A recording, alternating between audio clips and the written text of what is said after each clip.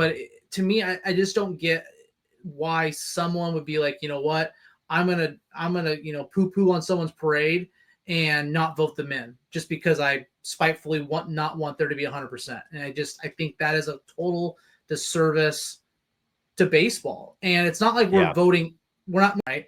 Again, Yeah. 1939, 346 people. It's not easy to get in. And I'm not saying we need to make it easier to get into the Hall of Fame, but I think we need to relook at who actually gets to vote on it. And beyond that, I did see, I think it was Chipper Jones that had kind of made a point of, hey, you've got, he said 75. It's what I'm seeing is 67 living members. Um, I don't think any of them have a vote, or at least don't have a committee to be like, hey, we need to look at this. I mean, I know Chipper was talking about Andrew Jones, who I think if you look at his stats is very much worthy of getting in there. I mean, you think about the NFL, and I think the NFL does a great job of having that it's like a committee for kind of the people that are 25 plus years after the fact. And it was Easley for the Seahawks. He was a guy that was injured a lot, but like, I think it was his first 5-6 years in the NFL. He was a 6-time All-Pro.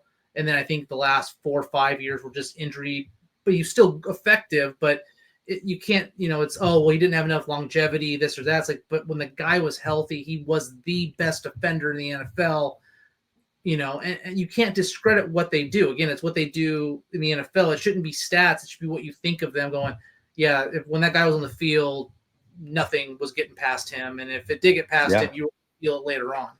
And it's the external factors, right? Like Cam Chancellor. I know we're getting a little off topic, but still Seattle.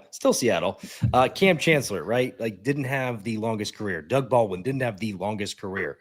Marshawn Lynch didn't have necessarily the longest career, but also for a running back, he put in some time, and then he even made a comeback. So yeah, there's definitely a lot with that. Chipper Jones made a great he made a great case for Andrew Jones.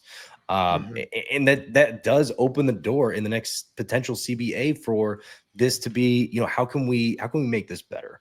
And it's not necessarily taking the rights away from the baseball writers, but I think that there should be at least some give and take with this, and just kind of being able to make this a little bit more as efficient as possible.